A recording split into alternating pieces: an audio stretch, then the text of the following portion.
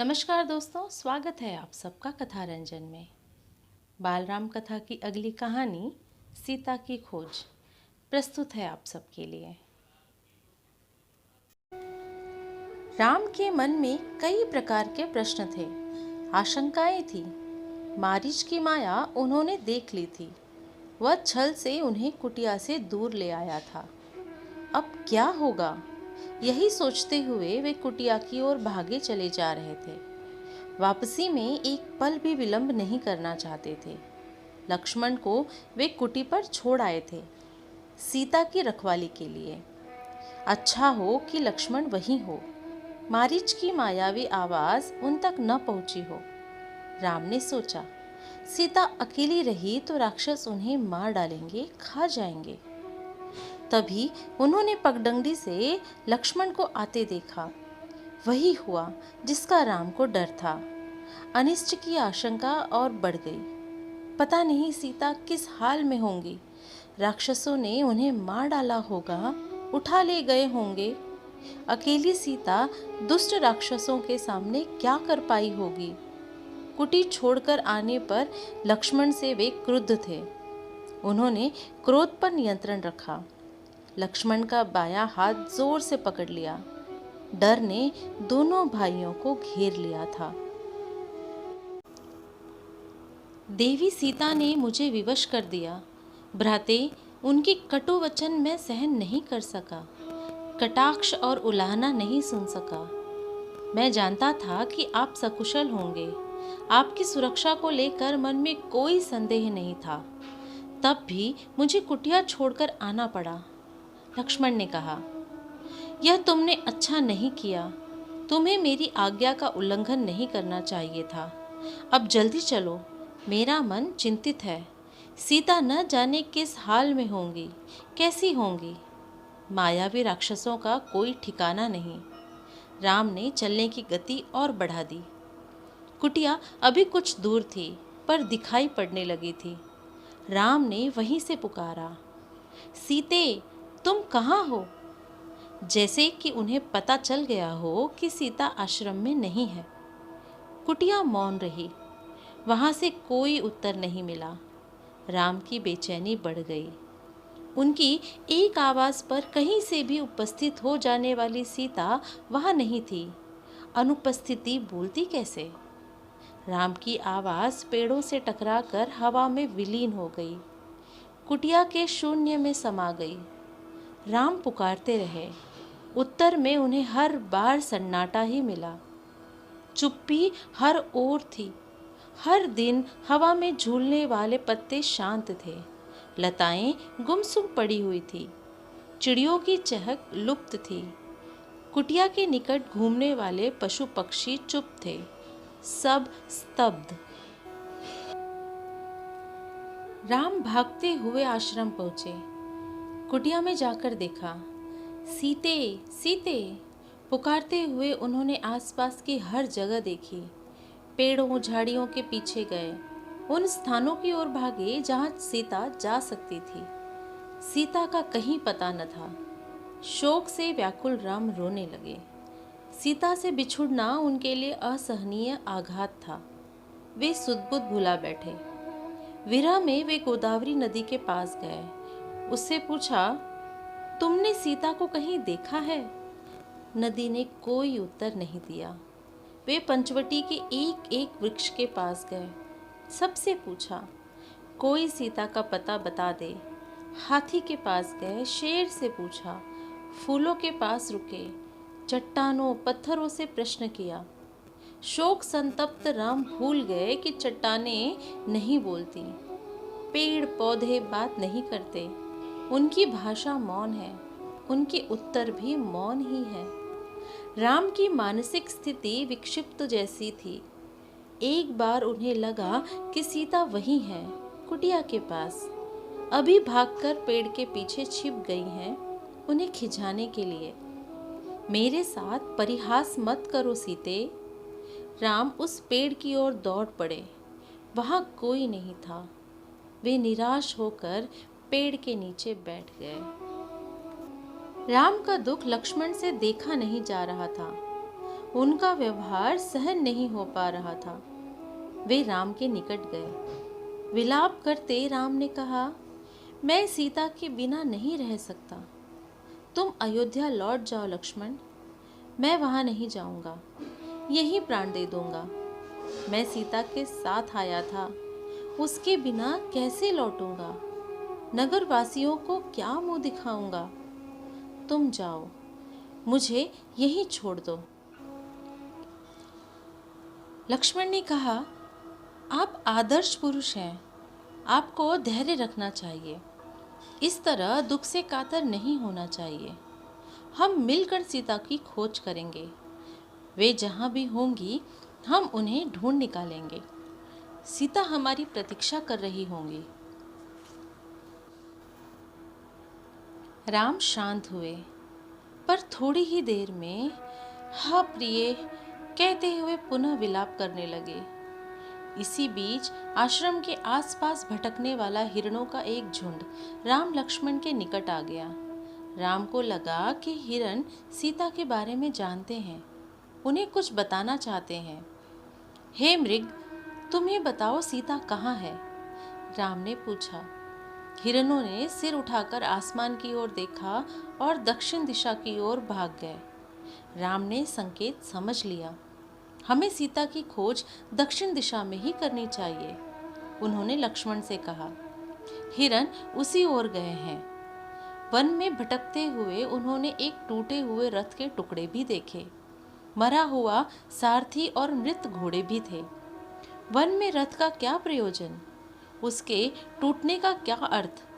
राम असमंजस में पड़ गए। लगता है थोड़ी देर पहले यहाँ संघर्ष हुआ है, लक्ष्मण ने कहा। यह पुष्पमाला वही है जिसे सीता ने वेणी में गूंथ रखा था। निश्चित तौर पर सीता राक्षसों के चंगुल में फंस गई है। यह माला संघर्ष के दौरान वेणी से टूटकर गिरी होगी।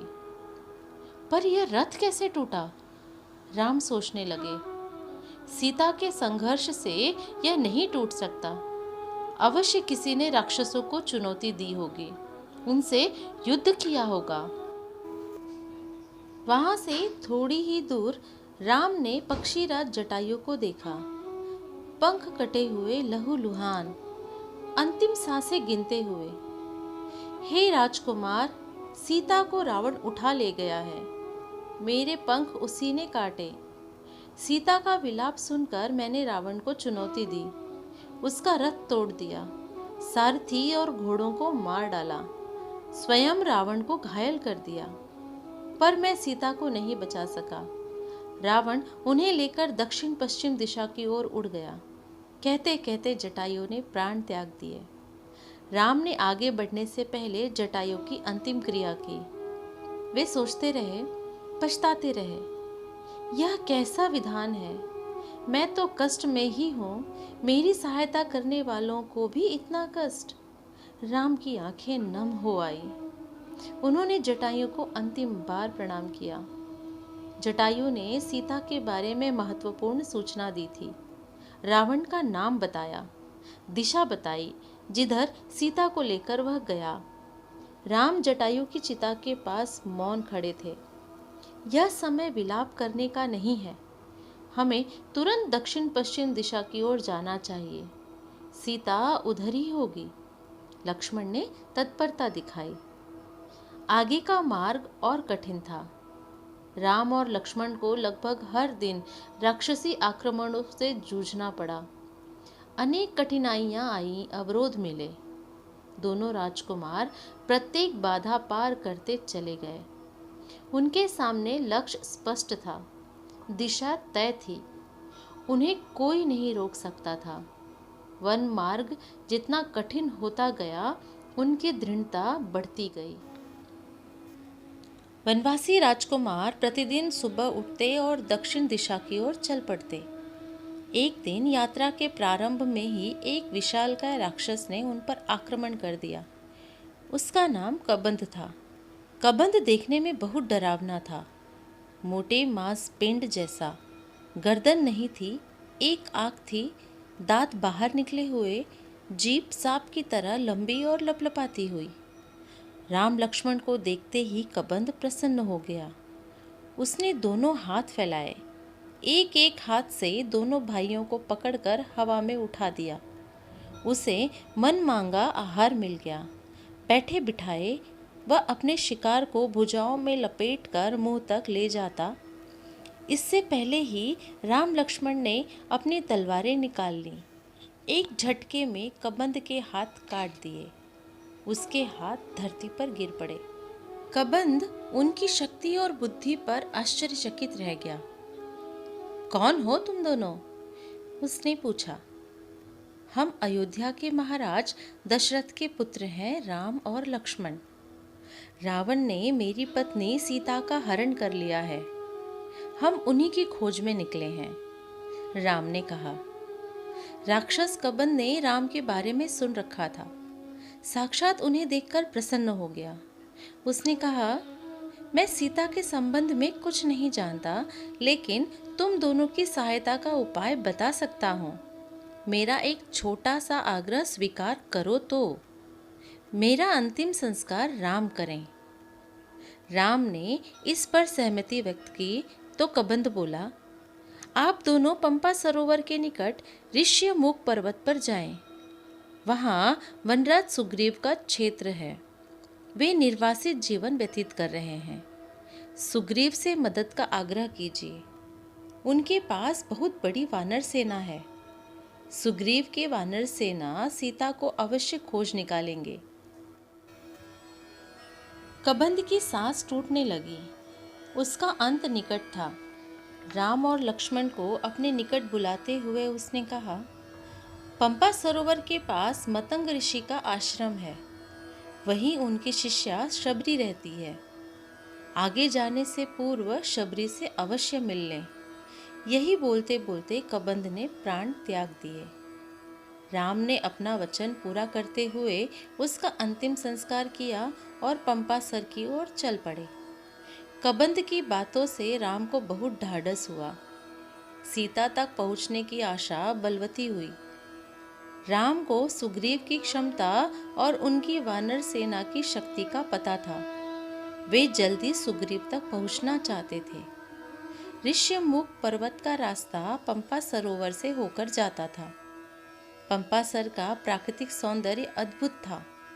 मतंग ऋषि का आश्रम उसी सरोवर के किनारे था, लता कुंज से घिरा हुआ। सरोवर का पानी मीठा था। शबरी की कुटिया आश्रम में ही थी। वह ऋषि की शिष्या थी। उसकी आयु बहुत हो गई थी, जर्जर काया, लेकिन आंखें ठीक थी। हर पल राम की प्रतीक्षा में खुली हुई। ऋषि ने उसे बताया था कि एक दिन राम आश्रम में अवश्य आएंगे और उससे मिलेंगे। राम को आश्रम में देखकर शबरी बहुत प्रसन्न हुई। उनकी आवभगत की, सेवा की, खाने को मीठे फल दिए, रहने की जगह दी।